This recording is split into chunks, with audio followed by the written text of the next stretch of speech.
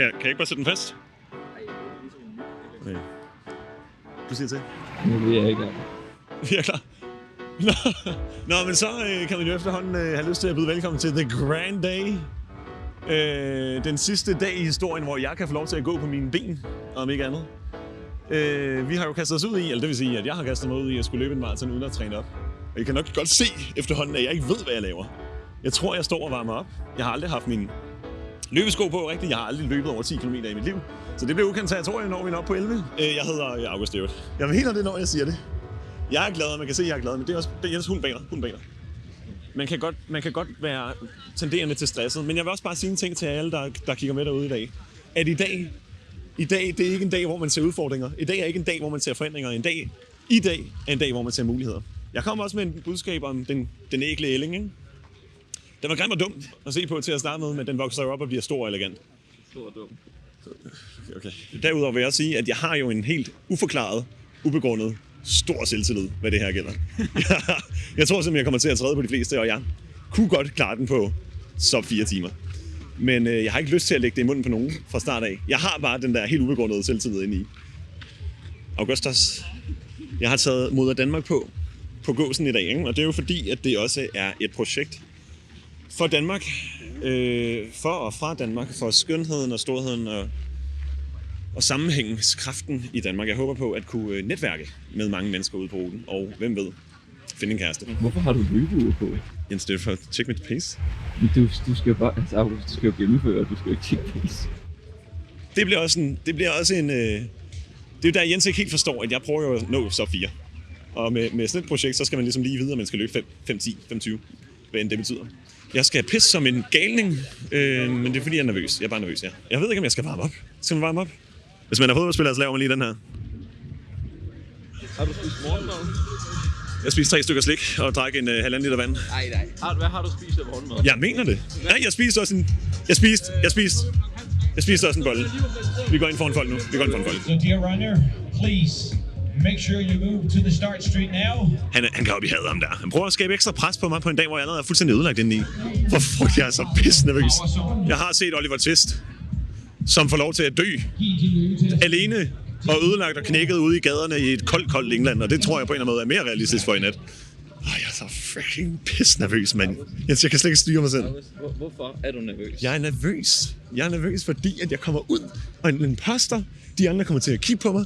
Der kommer til at være 1 eller 2 eller 3 damer i gaderne. Jeg vil ligesom gerne prøve at maintain mit image. August, du har intet at tabe. Jeg har et image. Du har ikke trænet op, du har ikke noget som helst, du har intet at tabe. Jamen, jeg siger jo, jeg gør det for Danmark. Jeg kan ikke gå ud og knække mig selv foran Danmark. Det gjorde landsholdet. Wow. Så er der Molchavs på. Er det her ikke Molchavs Danmark, eller hvad? Klokken den er 10. Hvornår ses vi her igen? Vi ses her igen klokken om 6 timer. Klokken 4. Der ringer du på den klokke. Ja. Okidoki. Jamen, så er der ellers kommet smæk for skillingen her. Jeg føler, at jeg er lukket for pustet. Vi er lige kommet ud 200 meter. Hey. Jeg føler, at det er sådan lidt presset der. Jeg havde sidestik, da jeg var stor kigget. Hold da kæft, jeg overhælder også folk nu. Prøv at se sådan en her lige. Lidt overhældning der. Skal vi lige se her. Og der var en overhældning. Ja, vi snakkes ved, ikke? Ses derude. Prøv at se her fra siden af. Jeg kan mærke, at folkemængderne de er helt fuldstændig ude af kontrol. Jeg er bange for at blive afsløret som imposter. Nu ser vi ud og tænker, jeg tror, det var 1 kilometer. Runners high, om og tidligt. 900 meter ind i løbet. Det kan jeg firende skrige om mit navn allerede. Okay, vi ses. Filmen. Okay, tid til en status. Jeg løber som en vanvittig. Okay, stil lige nu. Lidt sådan lam, følelsesløs i skinnebenet og venstre fod. Jeg bliver på den måde meget cyklet lige nu. Jeg er så meget cyklet over, at den mand, der løber baglæns, han løber hurtigere end mig. Så jeg sætter ud på spil nu for overhælden, fordi det kan passe. 5 kilometer. 5 kilometer. Okay, ses på gælden, ikke alle sammen? Okay, der udbruger helt fuldstændig ekstremt legendariske scener i dag. Det er fordi, herom, kan I se ham?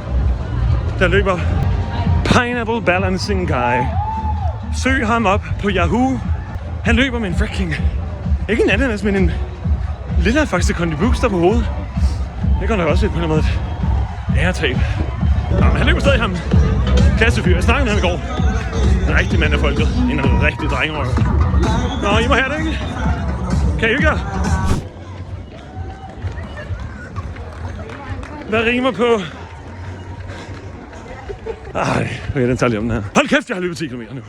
Hold kæft, hvor er det roligt nu. Hold kæft, med min lysker.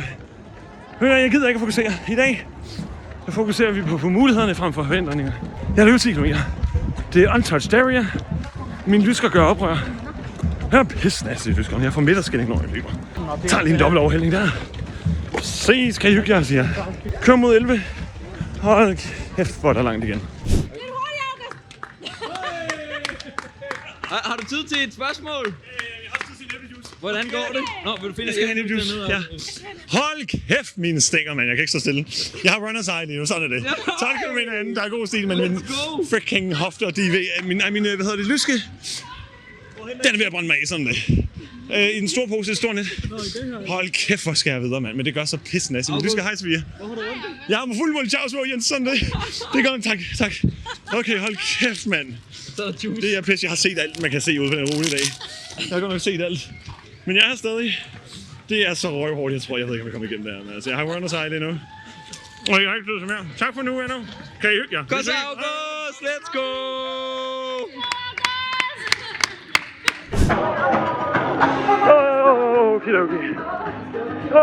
Okay. Så kører vi halvvejs. Ja, okay. Hold kæft, men jeg kan ikke. Jeg tror, hvis man ser min løbestil lige nu udefra, så vil man tro, at jeg har skidt i bukserne. Men altså 21 pushing. Ja, fint nok. Kan I hygge jer eller hvad? Så sker der sammen noget her.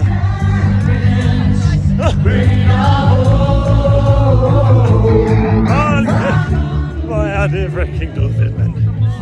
Det får en døende mand tilbage i live. Opstandelse. Jeg har ikke fået noget fuel.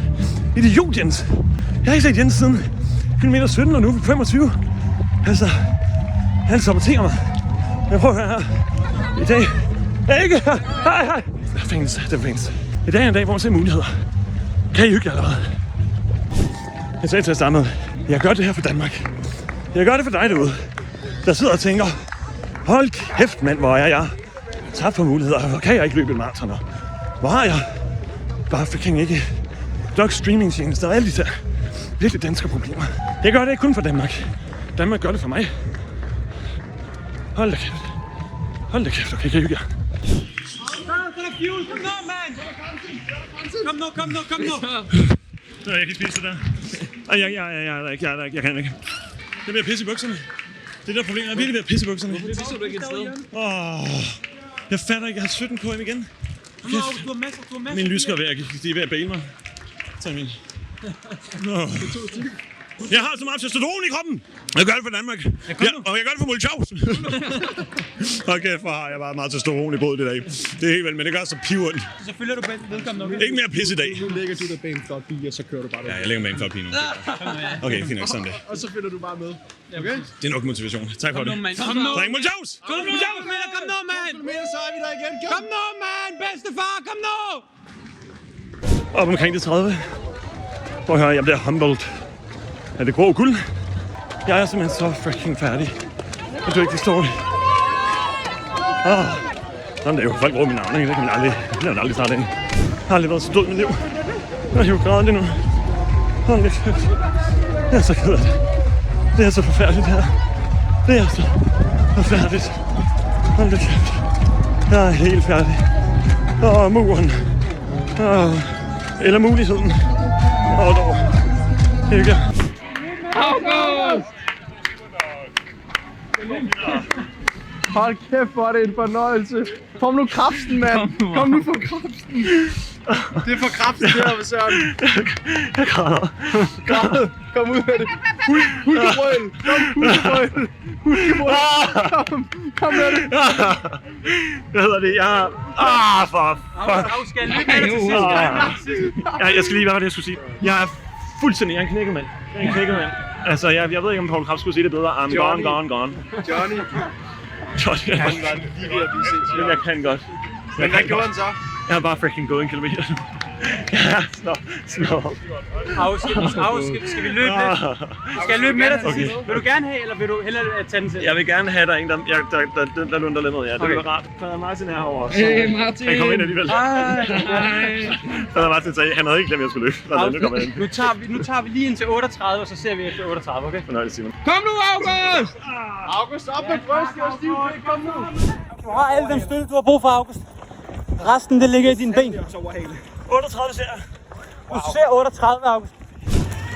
August, du er forbi 41. Du er forbi 41. Lige om lidt løber ned til løberen, og hvad kan du så se jer derefter? Alle er mødt op her for at se, hvordan August klarer det. Kom så, August! Kom så, August! Kom så, August! Jeg har ingen ord. Victory Lane. Så, det her. Aldrig igen. 100 meter. Kom nu. Stop. Hvor er jeg færdig? Ja. Kom nu. Kom nu. Kom nu. 100 meter. Kom nu. Kom nu, okay? Jamen, kom nu.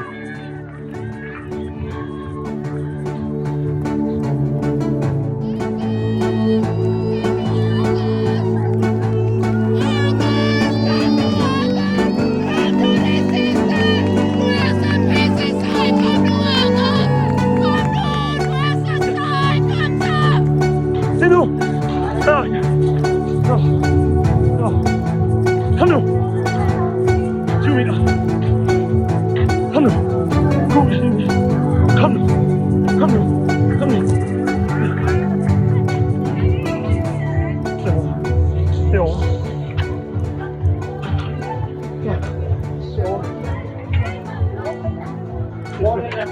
You're finishing the Copenhagen Marathon. It was a classic.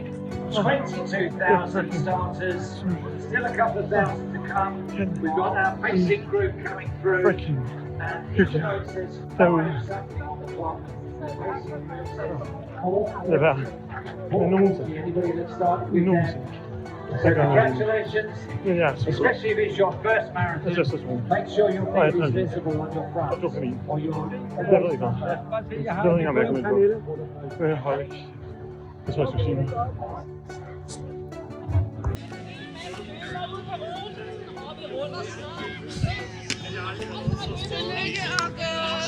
August! Jeg er så ked af det, jeg er så glad. Ja, der er så meget freaking. Altså, jeg er mundlam over stolthed over mig selv. Og jeg er i krampe fra skulderen ned til min højre freaking stortå. Men jeg er så glad, som jeg aldrig har været før i mit liv, tror jeg. Altså de sidste, hvor Simon og Kure 3 kilometer bare giver mig Molchaus på. 3 kilometer. Og jeg løber de sidste 5, efter jeg gik som en invalid mand ved 37. Jeg går som en invalid. Jeg går som en, der har fået benene kørt over en majtasker. Og stadig kommer jeg op og løbe igen, men de tog hjelmen fra de 2 drengerøve. Kommer hele vejen i mål. Jeg slutter simpelthen på 5.38. Jeg løb nemlig hurtigt til sidst. Og jeg var en knækket mand. Men i dag så jeg muligheder frem for udfordringer. Det må man bare sige. Men til gengæld kommer jeg ikke til at gå igen. Altså, jeg kan ikke rejse mig op. Jeg kan ikke stå op med. Jeg føler, jeg har lige løbet en maraton, og nu laver jeg Sprite Challenge for mig selv. Og den blev 48? 4:37. Sagde du det, Emil? Det er sjovt, en del af min en del af min motivation, det var faktisk at tænke på, at jeg vidste, I tjekkede mine tider. Og jeg vidste, at du kom med nogle kommentarer, Emil. Og så var jeg bare sådan, jeg vil gerne give Emil noget at rive i, faktisk. Ja. Det er modbydeligt. Også fordi, at de der kilometer fra 24 til 2, 3, 34, det er bare som om, der ikke sker noget, og man er i dødssmerte. Men det var nice det der, Simon, som du kom med. Og fordi Simon fik publikum til at gå amok. Og det gav mig noget. Ja. Det betød meget, at der var rigtig mange damer, der var op med sådan det. Det er mindre pointe. Skal vi takke af, Jens? Du slår og ringe med klokken. Nå, jeg skal også ringe med klokken. Kan vi klippe til det? Fordi jeg kan ikke gå lige nu. Ja. Jeg kan bare ikke rigtig rejse mig op.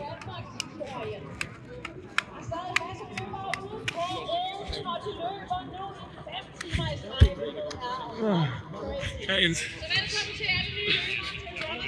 Jeg er så knækket. Men hvor er min far henne? Jeg tror, jeg skulle tage trøjen af. Jeg havde bare ikke energi til det til sidst.